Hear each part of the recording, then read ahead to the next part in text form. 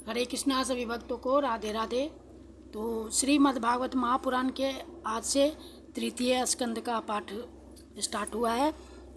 तो श्रीमद् भागवत महापुराण का तृतीय स्कंद का प्रथम अध्याय का आज से फिर पाठ चालू हुआ है। दो स्कंद जो है सो खत्म हो गया, अब तृतीय स्कंद आज से चालू है।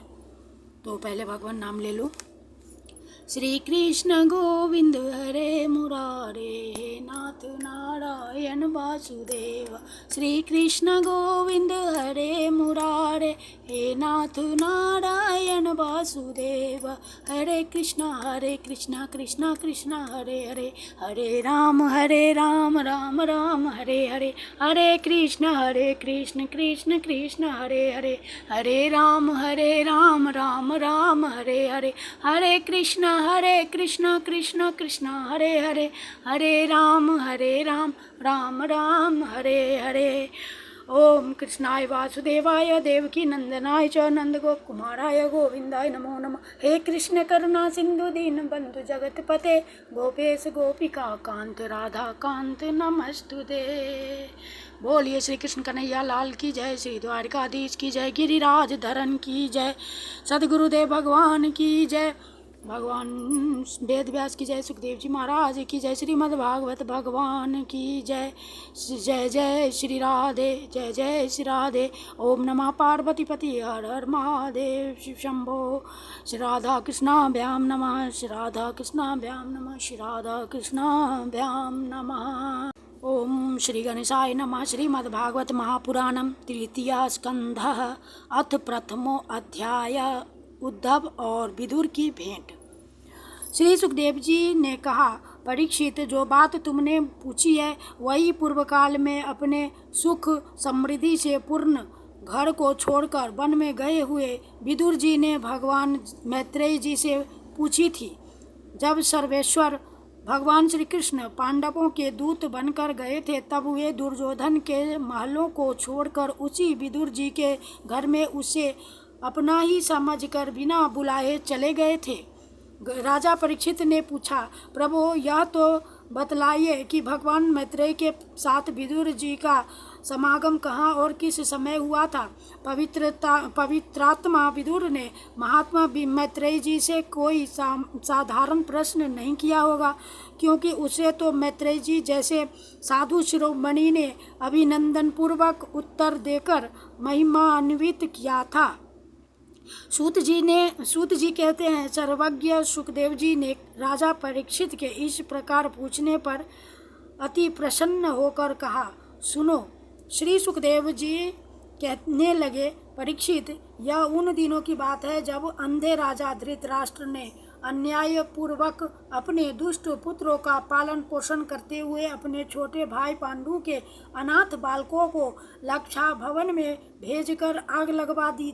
जब उनकी पुत्र वधु और महाराज युधिष्ठिर की पटरानी द्रौपदी के केश दुशासन ने भरी सभा में खींचे, उस समय द्रौपदी की आंखों से आंसुओं की धारा बह चली और उस प्रवाह से उसके वक्षस्थल पर लगा हुआ केसर भी बह चला, किंतु धृतराष्ट्र ने अपने पुत्र को उस कुकर्म से नहीं रोका।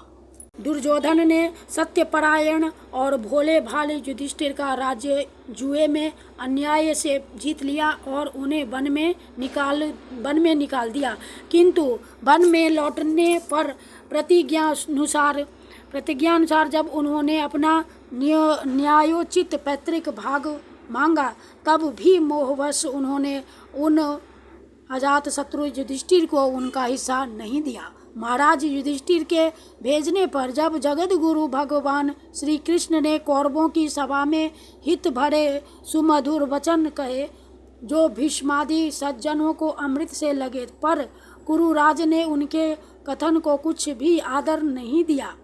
देते कैसे, उनके तो सारे पुण्य नष्ट हो चुके थे। फिर जब सलाह के लिए विदुर जी को बुलाया गया, तब मंत्रियों में श्रेष्ठ विदुर जी ने राज्य भवन में जाकर बड़े भाई धृतराष्ट्र के पूछने पर उन्हें वह सम्मति दी, जिसे नीति शास्त्र के जानने वाले पुरुष विदुर नीति कहते हैं। उन्होंने कहा, महाराज, आप अजातशत्रु महात्मा युधिष्ठिर को उनका हिस्सा दे दीजिए। वे आपके न सहने योग्य अपराध को भी सह रहे हैं। भीम रूप काले नाग से तो आप भी बहुत डरते हैं। देखिए, वह अपने छोटे भाइयों के सहित बदला लेने के लिए बड़े क्रोध से फुफकारे मार रहा है। आपको पता नहीं, भगवान श्री कृष्ण ने पांडवों को अपना लिया है। वे यदुवीरों के आराध्य देव इस समय अपनी राजधानी द्वारकापुरी में विराजमान हैं।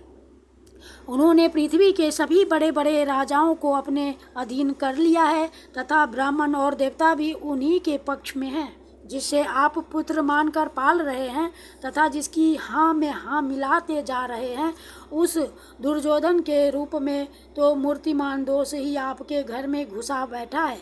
यह तो साक्षात भगवान श्री कृष्ण से द्वेष करने वाला है। इसी के कारण आप भगवान श्री कृष्ण से विमुख होकर श्रीहीन हो रहे हैं।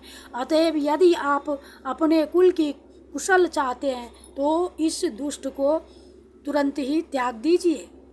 विदुर जी का ऐसा सुंदर स्वभाव था कि साधु जन भी उसे प्राप्त करने की इच्छा करते थे, किंतु उनकी यह बात सुनते ही कर्ण, दुशासन और शकुनी के सहित दुर्योधन के होठ अत्यंत क्रोध से फड़कने लगे और उसने उनका तिरस्कार करते हुए कहा, अरे, इस कुटिल दासी पुत्र को यहाँ किसने बुलाया है? यह जिनके टुकड़े खा खा कर जीता है, उन्हीं के प्रतिकूल होकर शत्रु का काम बनाना चाहता है। इसके प्राण तो मत लो, परंतु इसे हमारे नगर से तुरंत बाहर निकाल दो।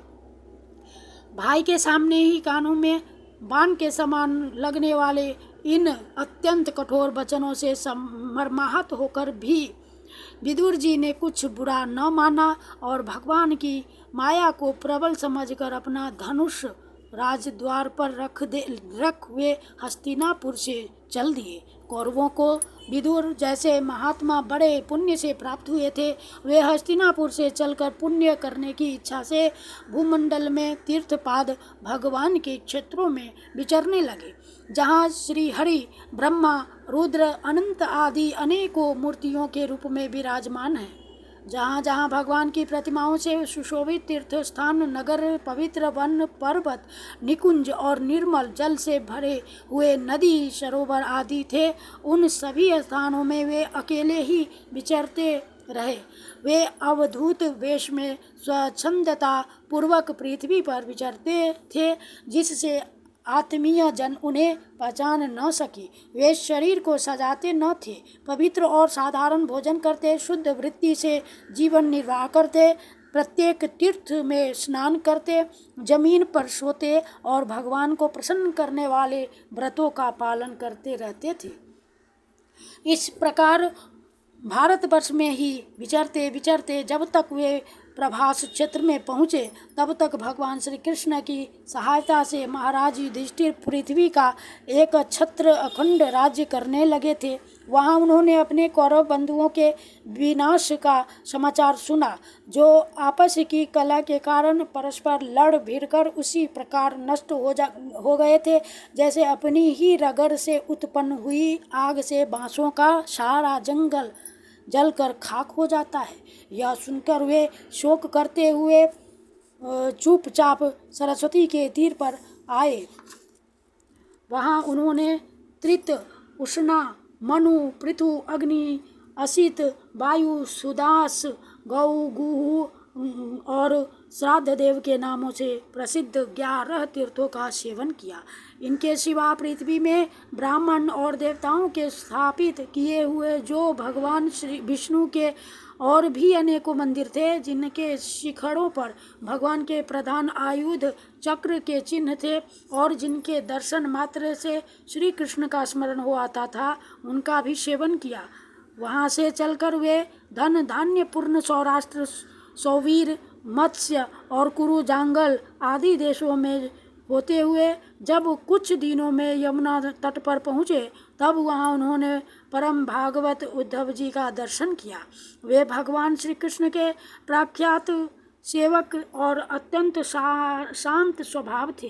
वे पहले बृहस्पति जी के शिष्य रह चुके थे। विदुर जी ने उन्हें देखकर प्रेम से गाढ़ आलिंगन किया और उनसे अपने आराध्य भगवान श्री कृष्ण और उनके आश्रित अपने स्वजनों का कुशल समाचार पूछा। विदुर जी कहने लगे, उद्धव जी, पुराण पुरुष बलराम जी और श्री कृष्ण ने अपने ही नाभि कमल से उत्पन्न हुए ब्रह्मा जी की प्रार्थना से इस जगत में अवतार लिया है। वे पृथ्वी का भार उतार कर सबको आनंद देते हुए अब श्री वसुदेव जी के घर कुशल से रह रहे हैं न।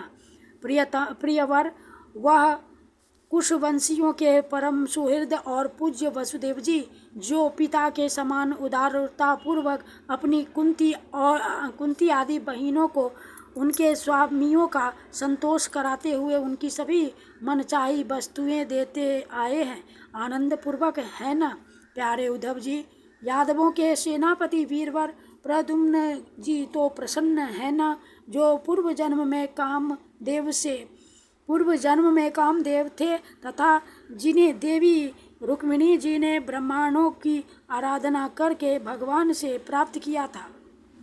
सात्वत, वृष्णि भोज और दशार्हवंशी यादवों के अधिपति महाराज उग्रसेन तो सुख से है न, जिन्होंने राज्य पाने की आशा का सर्वथा परित्याग कर दिया था, किंतु कमल नयन भगवान श्री कृष्ण ने जिन्हें फिर से राज सिंहासन पर बैठाया। सौम्य, अपने पिता श्री कृष्ण के समान समस्त रथियों में अग्रगण्य श्री कृष्ण तनय शाम्ब सकुशल तो हैं। ये पहले पार्वती जी के द्वारा गर्भ में धारण किए हुए स्वामी कार्तिक हैं। अनेकों व्रत करके जाम्बवती ने इन्हें जन्म दिया था, जिन्होंने अर्जुन से रहस्य युक्त धनुर्विद्या की शिक्षा पाई है। वे सात्यकी तो कुशल पूर्वक हैं। वे भगवान श्री कृष्ण की सेवा से अनायास ही भगवत जनों की उस महान स्थिति पर पहुंच गए हैं, जो बड़े बड़े योनियों को भी दुर्लभ है। भगवान के शरणागत निर्मल भक्त बुद्धिमान अक्रूर जी भी प्रसन्न है न, जो श्री कृष्ण के चरण चिन्हों से अंकित ब्रज के मार्ग की रज में प्रेम से अधीर होकर लौटने लगे थे। भोजवंशी देवकी पुत्री देवकी जी अच्छी तरह है न, जो देव माता अदिति के समान ही साक्षात विष्णु भगवान की माता है। जैसे वेद त्रयी यज्ञ विस्तार रूप अर्थ को अपने मंत्रों में धारण किए रहती हैं, उसी प्रकार उन्होंने भगवान श्री कृष्ण को अपने गर्भ में धारण किया था। आप भक्तजनों की कामनाएं पूर्ण करने वाले भगवान अनिरुद्ध जी सुख पूर्वक है न, जिन्हें शास्त्र वेदों के आदिकारण और अंतःकरण चतुष्टय के चौथे अंश मन के अधिष्ठाता बतलाते हैं। सौम्य स्वभाव उद्धव जी, अपने हृदयेश्वर भगवान श्री कृष्ण का अनन्य भाव से अनुसरण करने वाले, जो हृदिक सत्य भामानंदन चारुदेशन और गद आदि अन्य भगवान के पुत्र हैं, वे सब भी कुशल पूर्वक है न। महाराज युधिष्ठिर अपनी अर्जुन और श्री कृष्ण रूप दोनों भुजाओं की सहायता से धर्म मर्यादा का न्याय पूर्वक पालन करते हैं न। मय दानव की बनाई हुई सभा में इनके राज्य वैभव और दबदबे को देखकर दुर्योधन को बड़ा डाह हुआ था। अपराधियों के प्रति अत्यंत असहिष्णु भीमसेन ने सर्प के समान दीर्घकालीन क्रोध को छोड़ दिया है क्या? जब वे गदा युद्ध में तरह तरह के पैतरे बदलते थे, तब उनके पैरों की धमक से धरती डोलने लगती थी। जिनके बाणों के जाल से छिपकर किरात वेशधारी अतएव किसी की पहचान में न आने वाले भगवान शंकर प्रसन्न हो गए थे। वे रथी और यूथपतियों का सुयश बढ़ाने वाले गांडीवधारी अर्जुन तो प्रसन्न है न। अब तो उनके सभी शत्रु शांत हो चुके होंगे। पलक जिस प्रकार नेत्रों की रक्षा करते हैं, उसी प्रकार कुंती के पुत्र युधिष्ठिर आदि जिनकी सर्वदा संभाल रखते हैं, और कुंती ने ही जिनका लालन पालन किया है, वे माद्री के यमज पुत्र नकुल सदैव कुशल से तो है ना। उन्होंने युद्ध में शत्रु से अपना राज्य उसी प्रकार छीन लिया जैसे दो गरुड़ इंद्र के मुख से अमृत निकाल लाए। अहो बेचारी कुंती तो राजर्षि श्रेष्ठ पांडु के वियोग में मृत प्रायसी होकर भी इन बालकों के लिए ही प्राण धारण किए हुए हैं। रथियों में श्रेष्ठ महाराज पांडु ऐसे अनुपम वीर थे कि उन्होंने केवल एक धनुष लेकर ही अकेले चारों दिशाओं को जीत लिया था।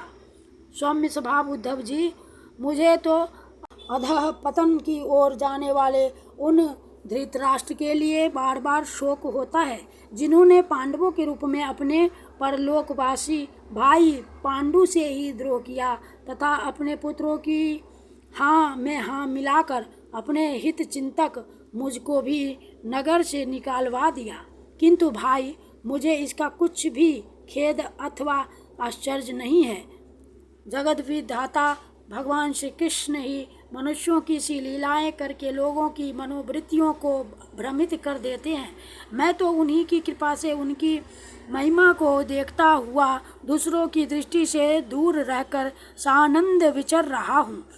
यद्यपि कौरवों ने उनके बहुत से अपराध किए, फिर भी भगवान ने उनकी इसलिए अपेक्षा कर दी थी कि वे उनके साथ उन दुष्ट राजाओं को भी मारकर अपने शरणागतों का दुख दूर करना चाहते थे, जो धन विद्या और जाति के मद से अंधे होकर कुमार्गगामी हो रहे थे और बार बार अपनी सेनाओं से पृथ्वी को कपा रहे थे।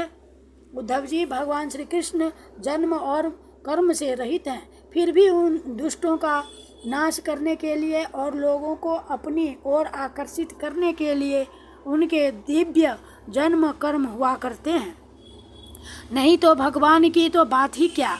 दूसरे जो लोग गुणों से पार हो गए हैं, उनमें भी ऐसा कौन है जो इस कर्माधीन देह के बंधन में पड़ना चाहेगा। अतः मित्र, जिन्होंने अजन्मा होकर भी अपनी शरण में आए हुए समस्त लोकपाल और आज्ञाकारी भक्तों का प्रिय करने के लिए यदुकुल में जन्म लिया है, उन पवित्र कीर्ति श्री हरि की बातें सुनाओ। इति श्रीमद्भगवते महापुराणे परमहंस्याम संहितायां तृतीय स्कंधे विदुरोद्धव संवादे प्रथमो अध्याय। श्री कृष्णार्पणम कृष्णार्पणम कृष्णार्पणम। श्री कृष्ण गोविंद हरे मुरारे, हे नाथ नारायण वासुदेव। श्री कृष्ण गोविंद हरे मुरारे, हे नाथ नारायण वासुदेव। हरे कृष्णा कृष्णा कृष्णा हरे हरे, हरे राम